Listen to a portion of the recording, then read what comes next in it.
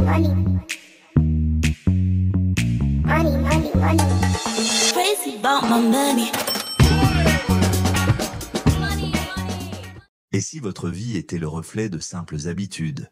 Et si, au lieu de courir après le succès, vous le provoquiez chaque jour, sans même y penser? Les personnes qui réussissent ne sont pas plus intelligentes, ni plus chanceuses. Elles ont simplement un code, un système. Aujourd'hui, on va décrypter ce code en 7 habitudes, issues d'un livre culte qui a transformé des millions de vies. Un livre qui vous donne littéralement une grille de lecture pour naviguer dans la vie, dans vos choix, vos relations et vos ambitions. Car la vérité, c'est que ce sont nos habitudes qui nous construisent ou qui nous détruisent.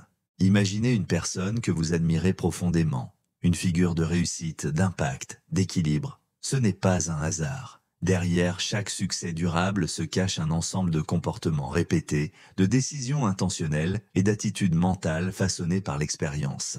Covey a su identifier, avec une lucidité impressionnante, les fondations communes à ses vies accomplies. Et ces fondations tiennent en 7 habitudes. Présentation du livre et de l'auteur. Stephen R. Covey n'est pas un auteur de plus dans le développement personnel. Il est un pionnier. Professeur, conférencier, consultant en leadership, il a consacré sa vie à aider les individus et les organisations à être plus efficaces. Il ne parle pas de motivation passagère, mais de principes durables. Son livre phare, Les 7 habitudes de ceux qui réalisent tout ce qu'ils entreprennent, publié en 1989, a été traduit en plus de 40 langues. Il a influencé des PDG, des enseignants, des parents, des étudiants et peut-être bientôt vous. Covey ne s'adresse pas uniquement aux cadres ou aux chefs d'entreprise. Son approche est universelle. Son message touche autant un jeune adulte en quête de repères qu'un senior en quête de transmission. Le secret de son efficacité réside dans la profondeur de ses principes. Responsabilité personnelle, clarté de vision, gestion des priorités, intelligence relationnelle, capacité à créer des collaborations durables et entretien constant de son capital humain.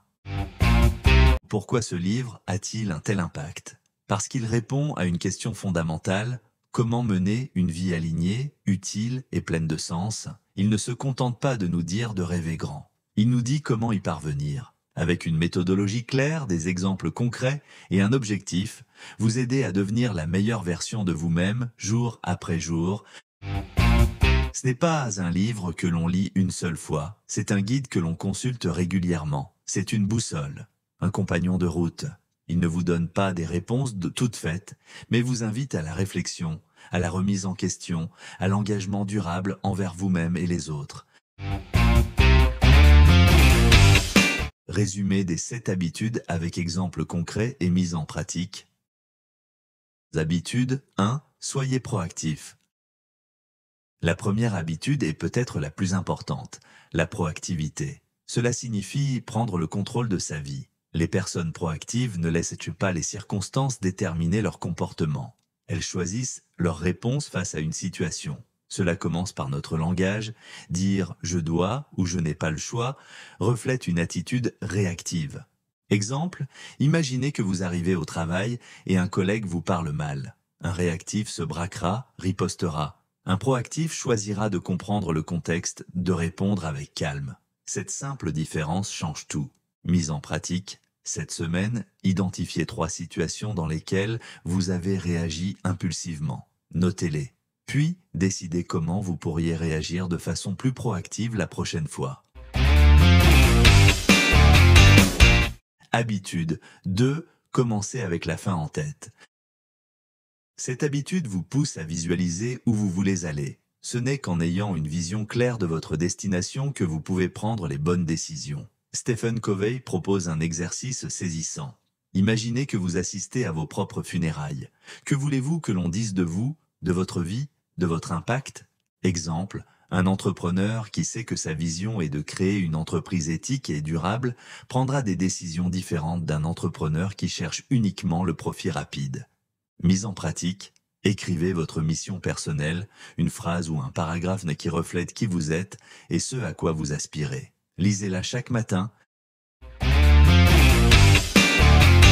Habitude 3. Donnez la priorité aux priorités.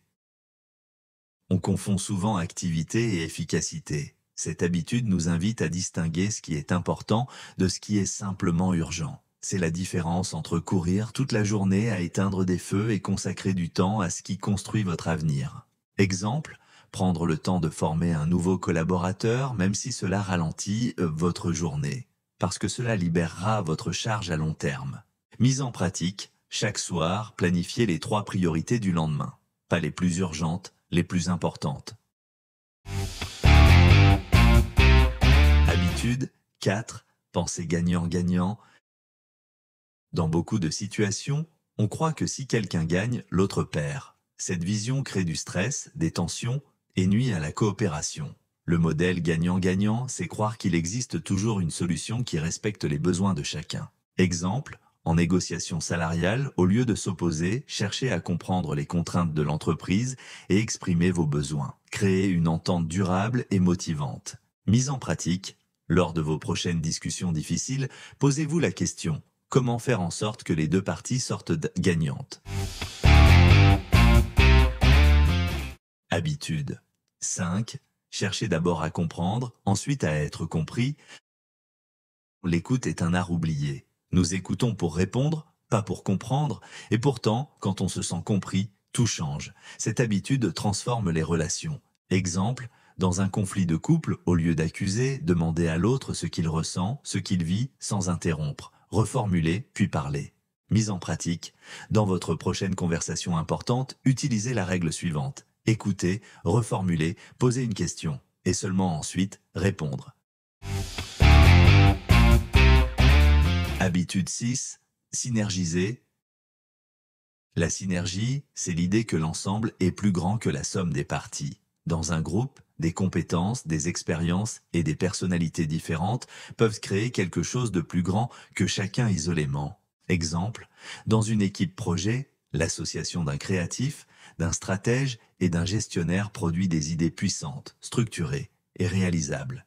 Mise en pratique, identifiez une personne très différente de vous. Proposez-lui de collaborer sur un petit projet. Cherchez la valeur de sa différence. Habitude 7. Aiguisez votre instrument. Cette dernière habitude est le carburant des autres. Elle nous rappelle que pour durer, il faut prendre soin de soi. Covey parle de 4 dimensions à entretenir: le corps, l'esprit, le cœur et l'âme.